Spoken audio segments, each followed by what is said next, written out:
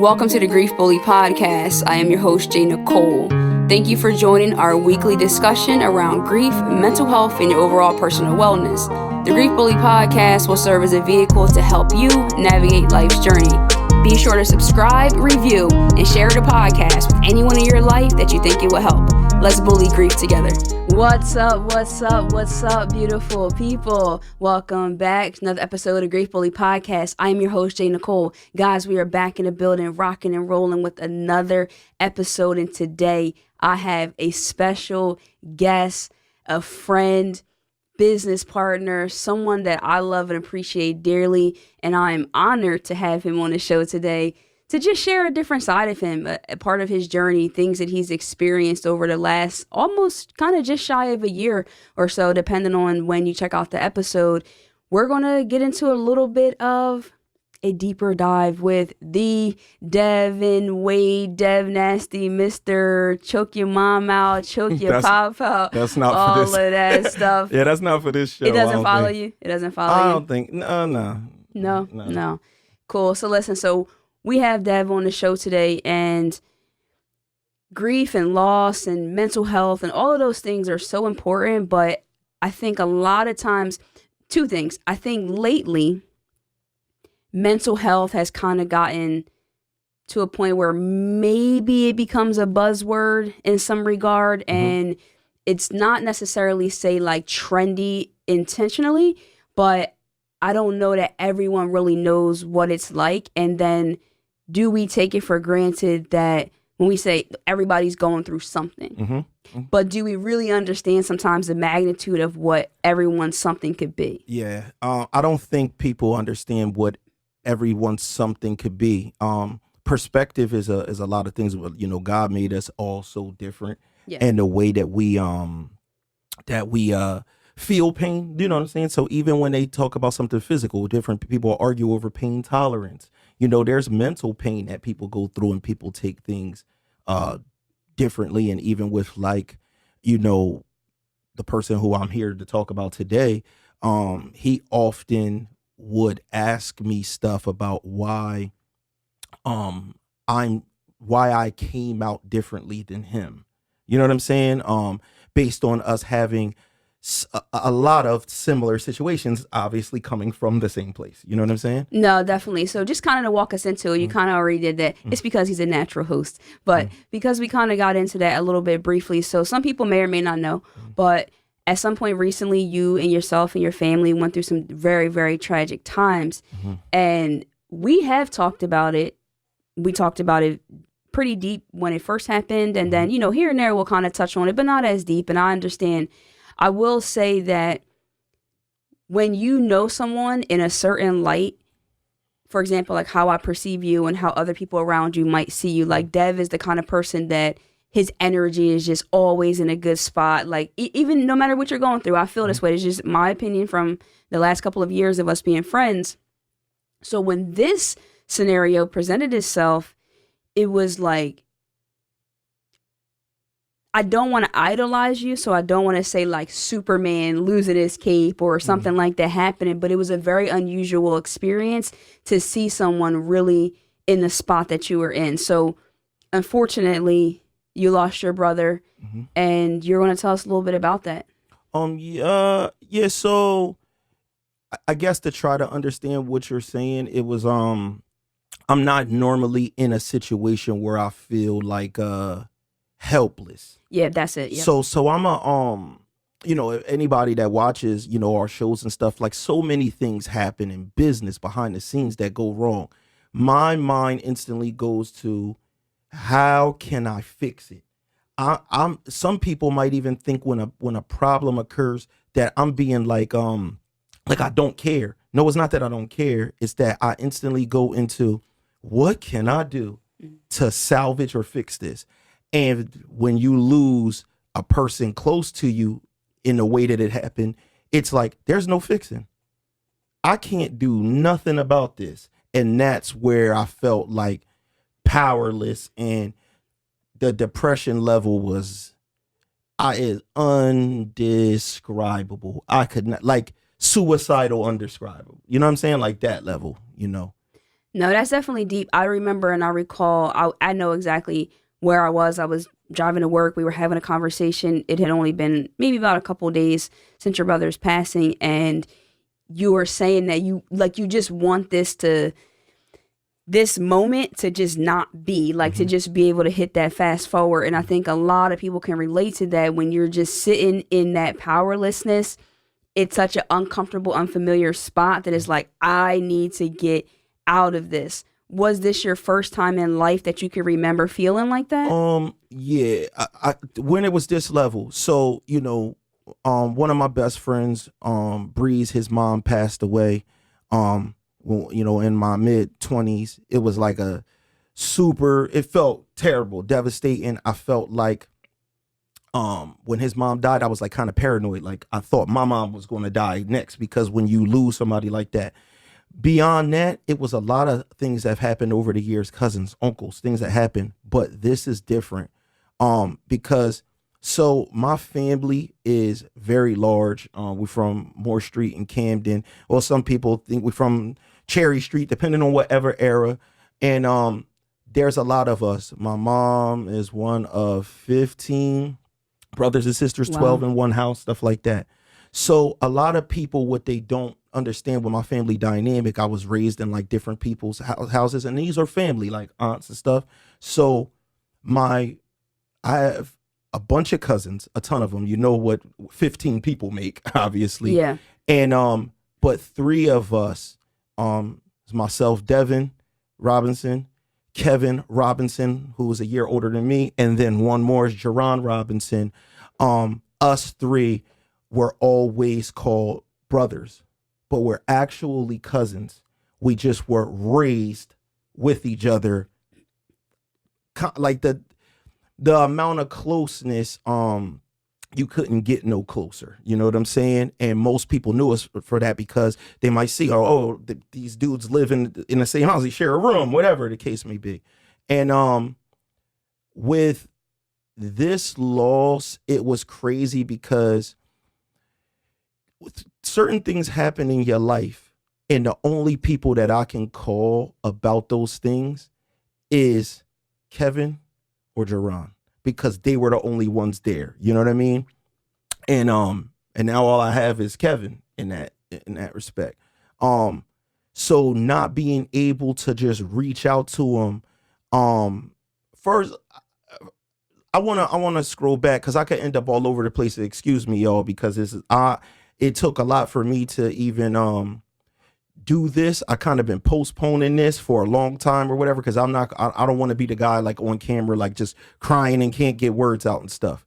My brother Jerron dealt with a lot of things from like childhood trauma, things that happened to him specifically, things that happened with everybody, that he just dealt with differently. He had a lot of anger behind it with his mother. You know what I'm saying? He had a lot of different anger.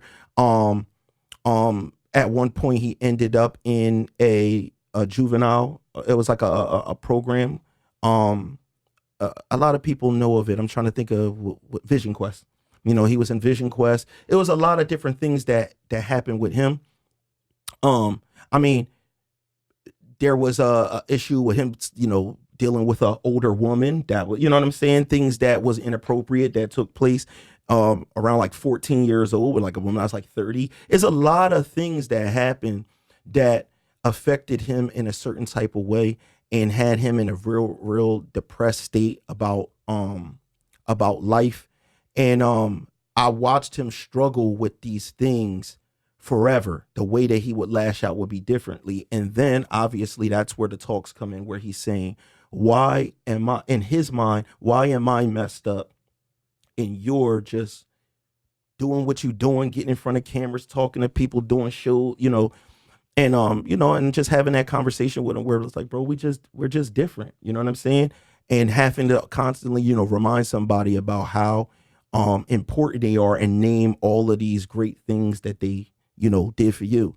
Now, some years back, I remember he got into some kind of argument with his wife or something like that, and he calls me and he says, it was like super early in the morning. he calls me and he says, I need you to take care of Jonah, his son. I need you to take care of my son because I'm not going to be here to do it. And he just hangs up the phone. Now, mind you, it's like 6:00 in the morning. I hop out the bed. I'm calling him back. I'm calling everybody. I'm calling my brother Kev. I'm calling everybody. And even then trying to explain that to, what I told to his wife, I try to explain to her, like, she's like, oh, he's just talking. Because a lot of people do say things to invoke a reaction. And I said, I'm telling you now, he not calling me saying that. He means it. My brother Kev actually left his job, sped over to the house, went in there, had to like kick in the door, went in the house and found him on the floor, and he had overdosed on pills. This was years ago. They got him, to the hospital. They had to like keep him there longer though than the first day because they were like pumping his stomach trying to get the stuff out of him. And that was like when he first entered into like the real like mental health world where he would be the inpatient at a place. We have to go visit him and see him, and then they'll let him out and he'll do well for a while. And then, triggers will happen. And there was multiple times that he actually attempted it. And I'm not saying you'll get numb to it, but you'll start to feel like nothing's going to happen to him. Almost like, he's invincible. He's going to try this type of stuff. And there was another time where he did something and he tried to kill himself with like car exhaust. But he had, I think his wife put had a tracker on his phone, and we were able to go over there and find him. But when I showed up, I think that I thought, this is like crazy stuff, man. I thought that he shot himself because when I started getting up to the car, it was like in the woods. It was the glass was broken. But really what happened was the authorities had got there. He was like knocked out in the car. They bust the window out and took him out. So he was in the hospital again. So he dealt with that kind of stuff before. But on January the 30th of January or whatever, or January 31st, whatever, I woke up to a call from his wife, and she said he did it again, with pills, but she's hysterical. She's saying, I think he really did it this time. Like, I'm trying to talk to him and his eyes are rolling back. The people in the ambulance, the EMTs, they're there they take him out and all of that stuff, rush him to the hospital. And, I had to go down to Atlantic City, and they weren't even letting his wife see him. It was very, very strange. She's saying, like, they won't let me up there. I don't know what's going on. So once I showed up and they found out who I was, they was like, okay, we'll talk to you. This is what's happening with him. But what was crazy was there was a security guard there. And the security guard, because we wasn't getting any information, I'm getting anxious. He's telling me, listen, man, your brother is fine. I've saw him back there. They got him under control. He's just asleep right now, but he is fine. I'm telling you, I was back there and saw him. And this guy couldn't have been more wrong. Couldn't have been more wrong. I still to this day don't know whether or not he confused who we were talking about, or if he was just willing to say anything to calm us down in the waiting room of the hospital. Yeah, that's a lot. I mean, you said so many things there that I'm just trying to think about all of it. One thing that I think too, when we talk about just like our childhoods, and especially like how a lot of us grew up in just different households and mixed family, and then but also experiencing similar traumas and different experiences, but coming out differently. So when you said we're just different, what can you elaborate on that? Because I think that can't just be breezed past because we've all been faced with those things. So one of the things is so if you know what an empath is, that's a person that feels for other people. I naturally feel for other people and things like that, but him is on a different level. He could see people suffering in, whatever's going on in Israel and Palestine, and really be like depressed about what's happening. Okay. He, when he sees somebody that's in trouble, he's going to do anything he could. Like, it's certain dangerous situations that I watched him get in. Even with me when we were younger, like I'm talking about life or death, guns, death, and it was because he felt bad when somebody else was in trouble.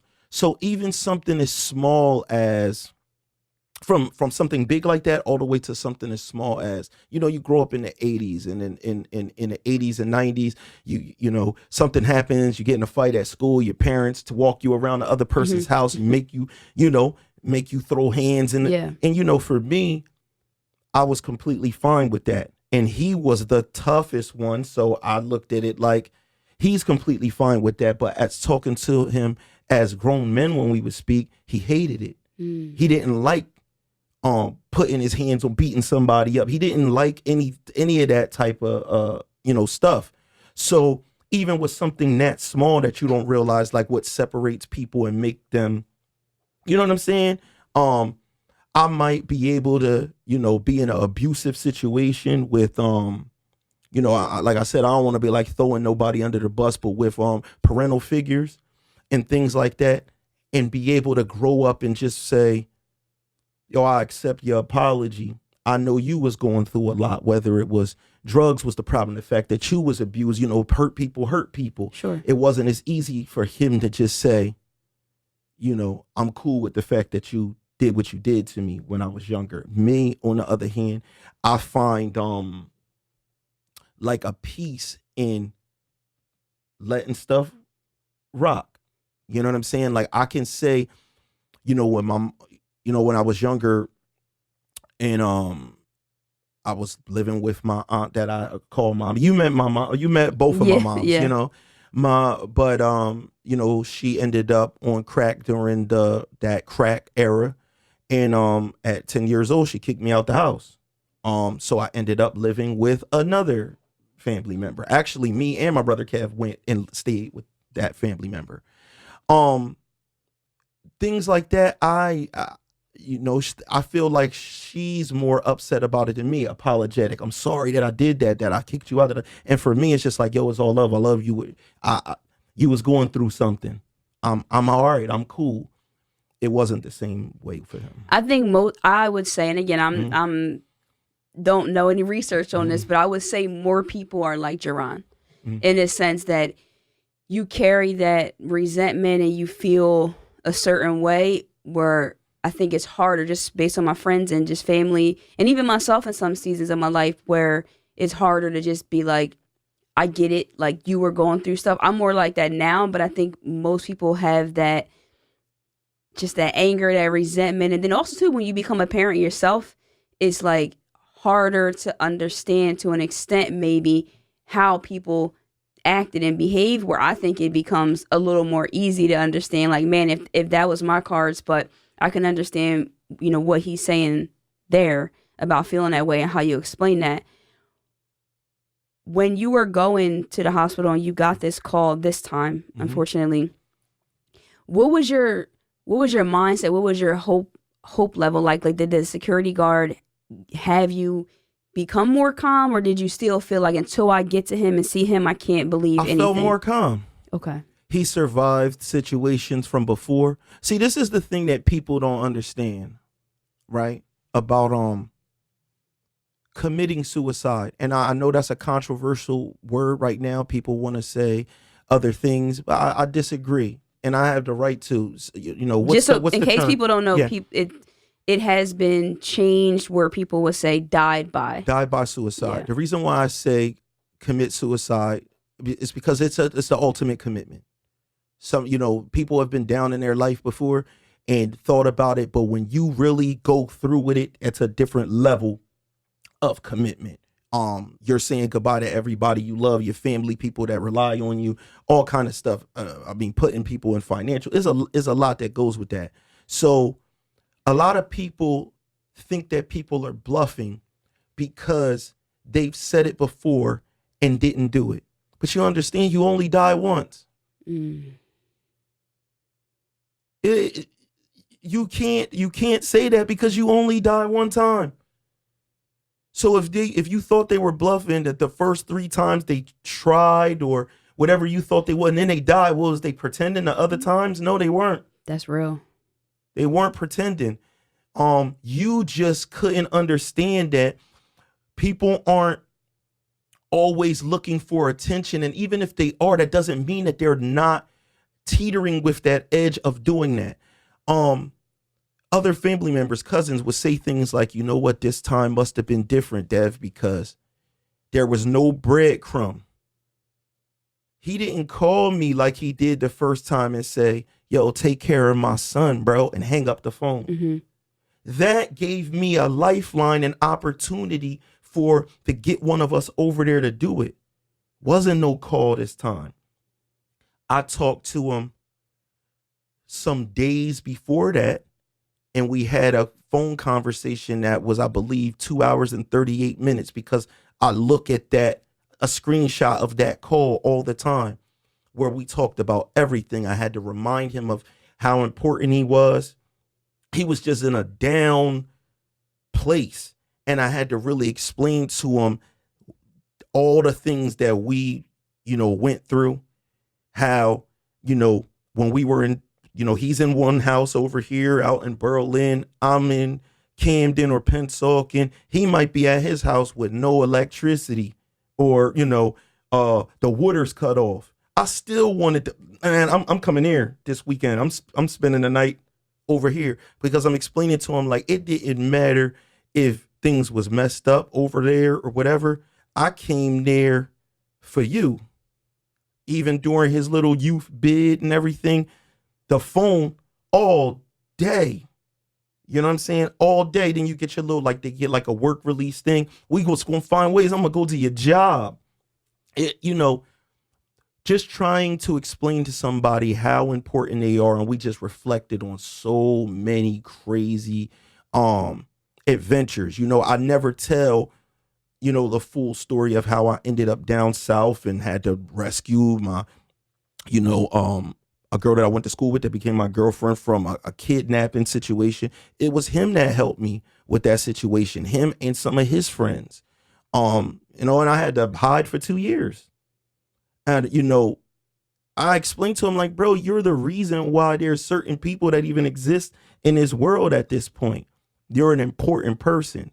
And what's painful is that a few days after that conversation, it wasn't enough. You'll start reflecting back to be like, yo, what could I have said differently? Because I feel like if he would have called me that morning or the middle of the night, he wouldn't have did what he did. So it's almost like, I'm not going to call Dev. I'm not going to call Kevin because I don't want to get talked out of it. So can I ask you, are you angry at him? No. Maybe mad could be a little, like you have no anger, no mad, no nothing. You're not pissed. You never felt no way like this is messed up. To be honest, I know a lot of people go through that and they feel anger towards him. Mm-hmm. I don't. It's all sadness. Mm. I start really thinking about like in my depressed times and all, different people in my family depressed time, like what he really was feeling that whole time, like what he was really walking around holding when you take it that far. You gotta understand, like we're talking about a person that got a wife, that got a son, that got 2 daughters, brothers that love him, cousins, big fan, everybody love you. But you can't see yourself as a valuable person for whatever reason. You just don't see that in yourself. It is wild. No, that's real. And so as you talk about that, I think it was not ironic, I'll say interesting, that you mentioned your experience after his passing, feeling so depressed, and you said almost like suicidal. So the fact that you're grieving and dealing with the fact that someone that you love just took their life, how could that even enter in your mind? What got you, like, what was that like? You know what it is? It's because a lot of people deal with depression, and it's chemical. Mm.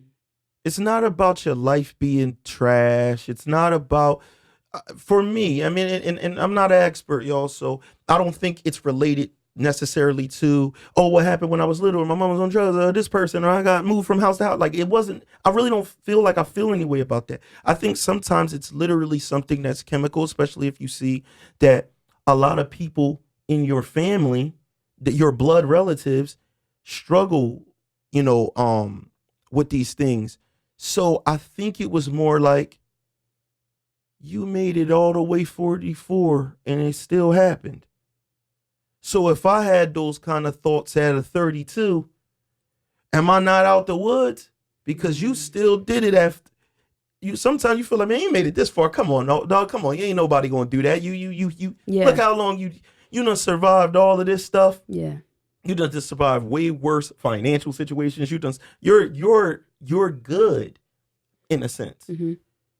To do that this late in the game really made me look at it like, wow. And what happens too is you have people in your life that you feel also define who you are. Like if I like when I said it's certain experiences only me and him had. Mm-hmm. Certain experiences only me and Kevin had. We got call him Bear, but for the sake of y'all, I'm trying that Kevin had. So when you're in a place that feels so dark, when I say I can't describe what this felt like, I literally feel like whatever they said, where you are, the dot that you are in the universe, I felt like I knew where that dot was and how big this void was, how big and black this void was. And I'm trying to figure out where my brother at.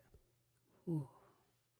Like, yo, where he at? Like, cause the thing is, he can't be nowhere. So in my mind, all I could think is, where is Pooh? Where is he at?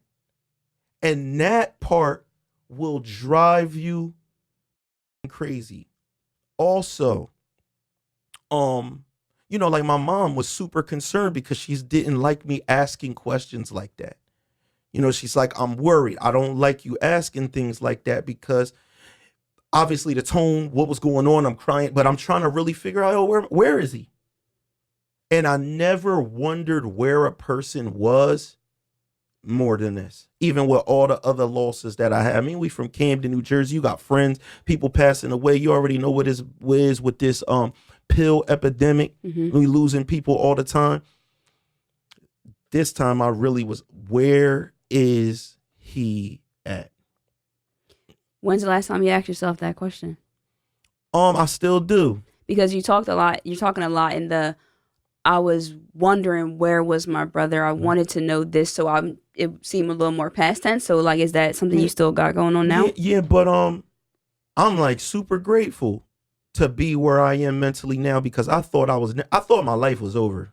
To be 100% honest, yo. Like, I think it was like the woman that I dealt with before I got with my girl. So, me and my girl been together for so long now. But I remember that she lost a sibling, and she went into this super dark thing that I just couldn't understand. I'm no idiot. Yeah. I get like you lost somebody, but how long it lasted, how it was like impossible for her to have a conversation where she didn't bring that up, constant crying randomly. It was like, yo, what's going on? Instantly, I was like, oh, I know now. Fully understood now. Got them fully understood. I told people understood that I had a falling out with my friends that I did $1 million worth of game with. I instantly thought about Wallow. I was on my couch crying, thinking about Low. Like, yo, this is what he went through. And he was in a cell or something. Yeah. You know what I'm saying? So it's like the world becomes a surreal place when people are in your house that their character, their role in your life, they're never in your house. So if I'm I know it's real, because sometimes you like, this ain't real. When I'm sitting on my couch and I look over to the left of me and my sensei is in there, for y'all that know that I'm a martial artist, our relationship is in a dojo. That's where we train, compete with each other. That's where that is. So you start seeing all of these people dropping by your house, people that never even came to your home. You could know them for years, and now everybody and they just dare to be like, I'm just here. I don't got nothing I could do for you. I'm just know I'm in the house, man. I'm here. People making sure that you cool because they lost people through suicide and things like that. Yeah, I mean, it's so real, it's so deep. But I again, you're saying so much that I don't want people to miss that. So, two things: when you say you don't know until you're actually in somebody's shoes, and even then, you don't know 100%, but you can empathize a lot more, like you said. But the other thing is, we always say, like, I wouldn't wish something on my worst enemy. And so, for you to touch on the whole thing with Wallow and him losing his brother. And this is, guys, with people being at odds, or not even say at odds, but just whatever they went through. Yeah, again, you don't care about none of that. You don't care about none of that, because this is why this show exists, because we have this human experience that we have to live without people that we've only lived with. So that's real. So this is a crazy part too. How you can damn, I want to say this wrong. This is so important, and it's like I'm no expert, y'all. So anything I'm trying to say, please don't misconstrue what I'm saying. But you know how you get like a cut or you break your finger or something like that, and you keep touching it. You got a toothache, you keep touching it, and you know it's going to hurt, and you keep doing it. It's kind of like you do that with the pain too. It's like why people put on sad music. Yeah, you're like right. But also it's because when Jerron died, none of my other problems seemed like they were problems. Nothing. Sometimes I gotta remind myself, like, bro, your brother died, bro. You think it matters that you didn't pick up a second contract with this person, or you didn't? We talking about money, something that's gonna buy you some extra, what, I don't know. Like, you know what I'm saying? Like, it's like you start really thinking about other issues and things that they not life or death things. Those are resolvable things. And even if they, it's like, bro, that don't even matter. You realize that the only thing unfixable is death. So it really like, it was also like a life lesson that makes me be able to accept other things easier. You think that I'm worried about losing a show, and I lost my like a third of myself. Like I said, when you a trio and that's what it is, you might start thinking about anybody. You might start thinking about Migos or somebody that you like, yo, these dudes experience all these things together. One of them's missing. And what that can do. So yeah, you just realize like, yo, none of this matters, man. I just want my people to be healthy. We good. We everybody eats every day. We live in comfort. We at work, cool. All that other shit, man, come on. We ain't no reason to be arguing about that stuff. Yeah, it's interesting that you went through one of the most difficult times, which could be like the heaviest burden, and still at times be the heaviest thing. And you seem, and you can elaborate here, like you came out or are working through a different lens and perspective on life now, where it seems like a little more lighter. So like for you to be able to put things in perspective and say, hey, this going on, don't have this contract, not having that, lost this, blah, blah, blah. It's not that serious, where sometimes people come out of tragedy 10 times worse and can't see any light and everything is doom and gloom. How can you offer that to somebody else? And that's like, man, I'm losing this person. I lost that person. I haven't been able to get back to any piece of normalcy. I really don't have the answer for that because I do now worry more about losing people. So it's more of a paranoia with that.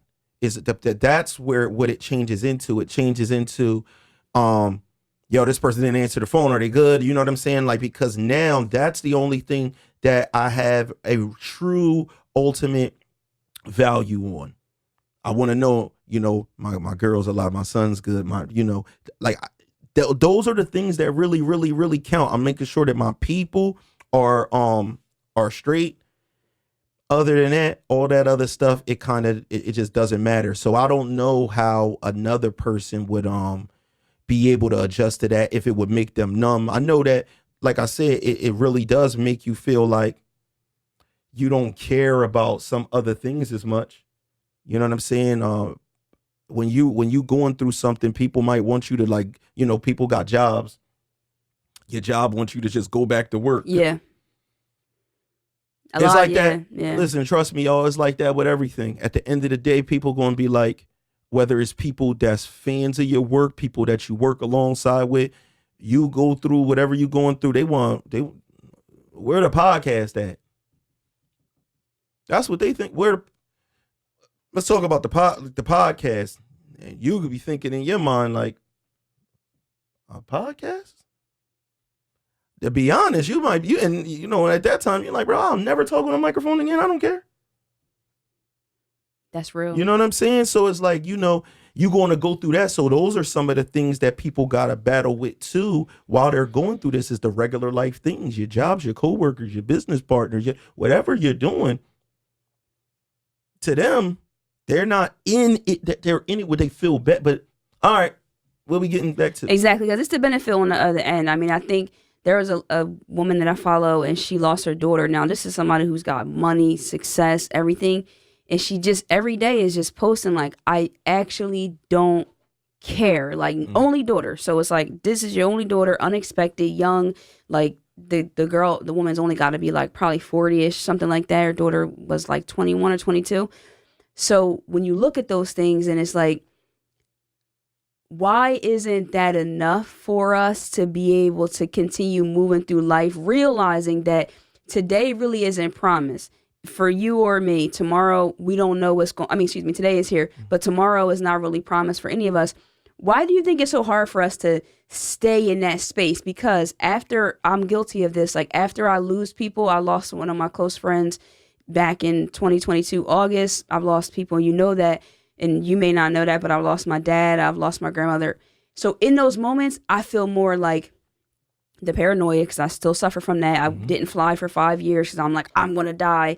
But I don't always stay in that space of gratitude and not getting so stressed and worry about things that at some point are going to become minimal again. Like that constant like seesaw. It's not important. It's super important. Like what? Yeah, I mean, that's going to happen because obviously, being in a better place is the place where you do forget. Like, to be honest, because that's why I said it's like you get tethered. You like look for it sometimes, or sometimes like this.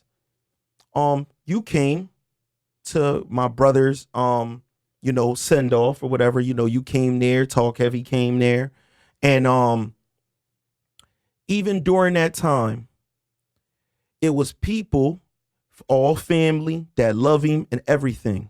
We're talking about blood cousins, blood sisters, all of that. They broke down upon seeing me because I am that reminder when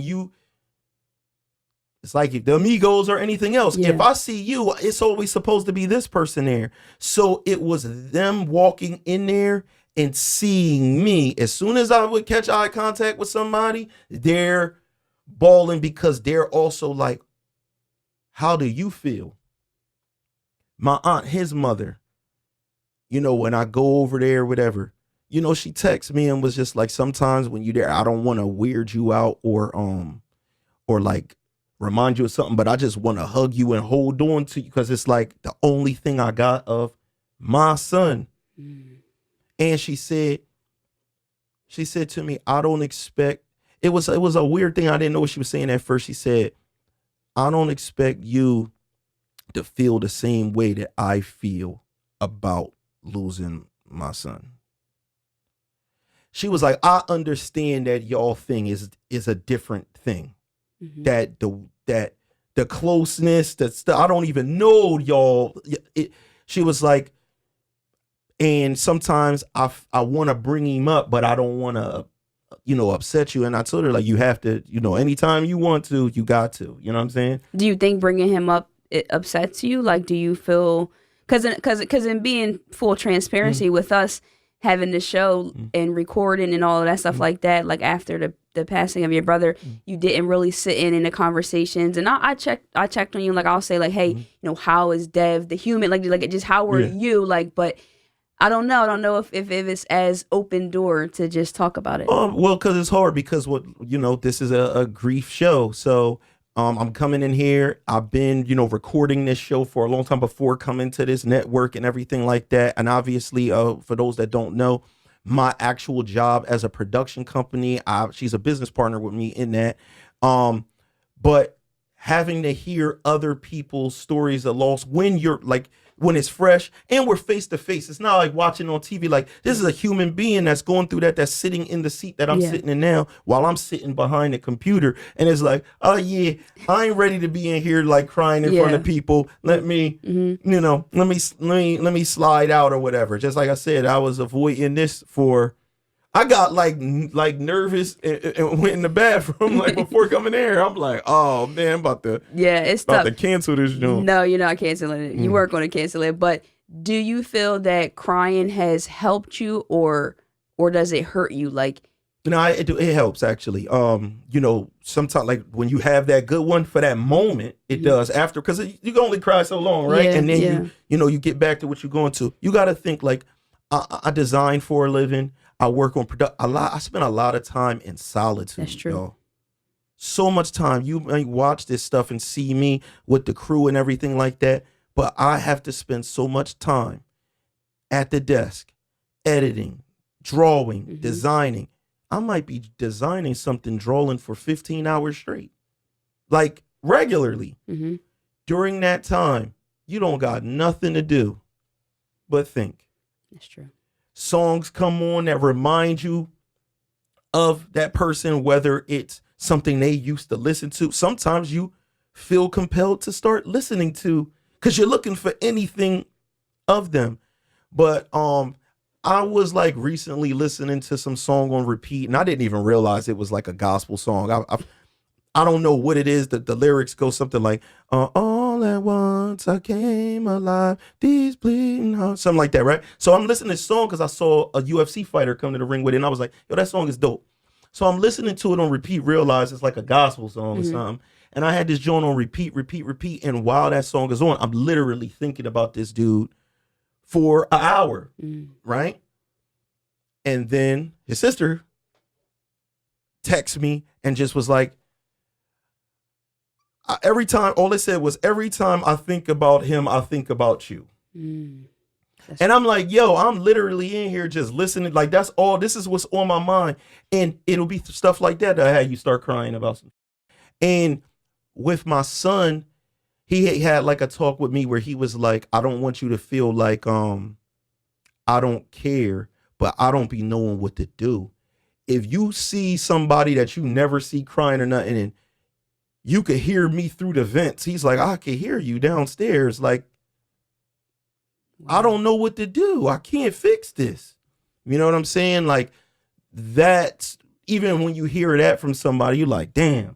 Because you start feeling like you getting on people's nerves. Like, I don't want to be in here crying. Me and my girl could be watching anything. I'm sitting there watching documentaries about wrestlers and the dude brother kills himself.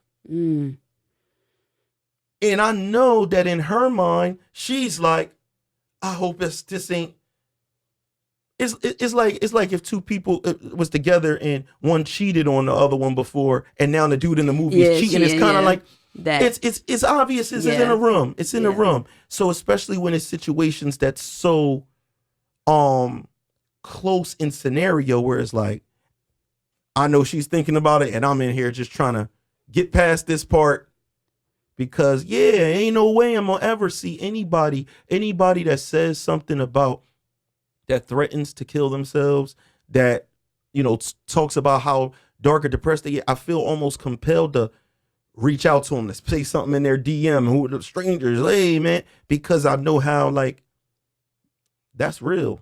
You're going to affect a lot of people. You're going to put people in some bad situations. You're going to leave people behind financially. Is somebody going to have to pick up that tab? It's a lot that happens. It's a lot that happens. And I think having more of the open conversations like this and just being able to communicate that perspective, humanizing, not glorifying, but humanizing it, and really being open about that. I don't know exactly how to ask this, but because I think when anybody dies, for the most part, it's something that you weren't really expecting. Because even when I had loved ones in the hospital on hospice, it's like a part of your brain. This is, again, my experience where I'm like, they're not going to die, though. Like death isn't coming, so you don't always accept it. So because the time was kind of stolen from you, everything just like transpired really quickly. You went to the hospital, you did all that. Have you found yourself thinking about, in those solitude moments, what you would say to your brother now, or like, do you just talk out loud openly, or has the relationship not been able to transcend into intangible? So one, I'm so glad that I was because I know a lot of people lose people and they never get that like closure. I'm so grateful that whatever happened and we was able to sit and have that conversation for that 2 hours and 38 minutes, right? But also when I got to the hospital and they ended up asking me, they ended up telling us to go into this room. They were just like, just the brother and his wife, they're the only ones that could go or whatever. We go and they sit us in this room. Now, mind you, I'm in this room waiting. She's nervous. I'm telling her like, yo, that security guard says such and such. We're on another floor now. That same guard comes, knocks on the door, comes in there, offers us water or something, and he says, just relax. He is fine. Oh This goodness. dude tells me this. She's kind of annoyed, closes the door. She's like, I'm not listening to a security guard. Like, I'm trying to hold on to everything. Mm-hmm. When the doctor came in, different vibe. Yeah. Doctor comes in and says, do you know what kind of depression medicine? Because that's what he did, was he overdosed on all of his different depression medications. And they were talking about the things that they could see in the toxicology or whatever, but they were trying to say, we're trying to figure this out because we're trying to figure out how to neutralize this. When they walk you into a room, Been there. and there's a line of doctors, you're sitting in a conference table now. This isn't a regular, you're at they said, I'm letting you know that your brother is the sickest person in this hospital. Oh. We're trying everything. We're trying to stabilize him enough that because we don't have the machine here that we need to get him to a place where we can put him on a helicopter and take him to this other place that had that. So when they're telling you these things and they're like trying to explain to you like, this is so serious, but we're going to try everything in our power, you're like, you start withering away. And then I'm in there, get to go in there a couple times. I see him, the machine's got him running. I'm talking to him out loud. That's what made me think about that. I'm talking to him. Everything's going to mean something to you because you want it to, right? You want it to. Elaborate on that. So while I'm talking to him, a tear just runs out of his eyes. And for the doctors or the nurses that's in there, they're like, that's just a reaction that could happen from, whatever, like whatever's happening. He's breathing, he got tubes in him, whatever the case may be. But it was just that one thing while I'm talking to him. And yeah, man, I talked to my brother at that time. And then when it got super late and they told everybody, like, there's nothing else we could do for the night, we shutting down. You guys go home, we'll figure out what to do from there. I came back from Atlantic City all the way back to this side of Camden County of Jersey, went to sleep, got a call from the wife in the middle of the night. They said, we got to come right now. It's over. It's nothing they can do. So basically she was asking me like permission, like to pull the plug or whatever they call, you know what I'm saying? And we had to get right back up, ride down there, say your last goodbyes, man, you just want to touch any part of their body you can, touching his feet, touch his face, touch his hair, anything. That shit is crazy. But I said everything that I could say. And it's just wild being in that room with other people when you guys were all just in the Dominican Republic together for a week, and just having fun and just drinks. And my brother Kevin got married, and he went and got his Jerron went and got his paperwork so that he could be the officiant. So he married them and everything. And like we at least had that. And it's like, now you really just sitting in this room looking around at everybody just distraught. And this is it. It's over. Yeah. Crazy. Unreal. See his kids there. It's like him and his son like this. Crazy. Yeah, that's a lot. That's a lot to process. It's a lot to share. It's a lot to talk about. Thank you for walking us into that side. And I think that I'm sure some people will feel whatever way, but hopefully you can see that there's going to come a time where the things that you think are the most important are not the most important.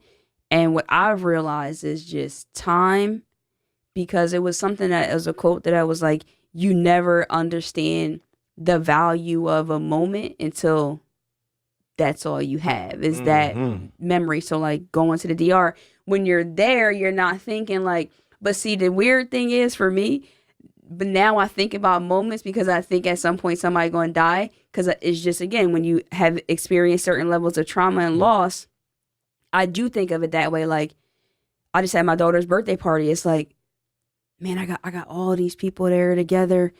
Some of the older people, like, okay, so weird. When I got the video back, I'm like, okay, she's in the video. It's in my mind, I'm like, at some point, somebody in here going to die.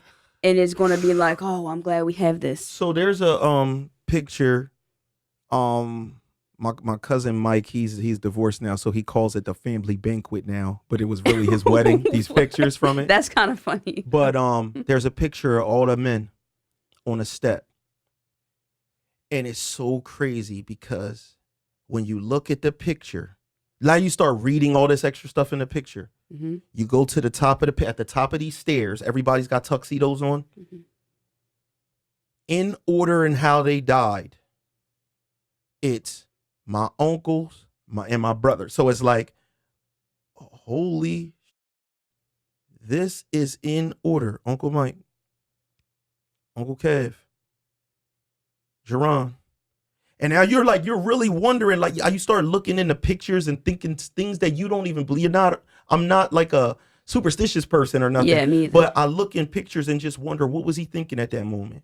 I look at all these pictures and I notice on how many of those pictures he's holding on to me.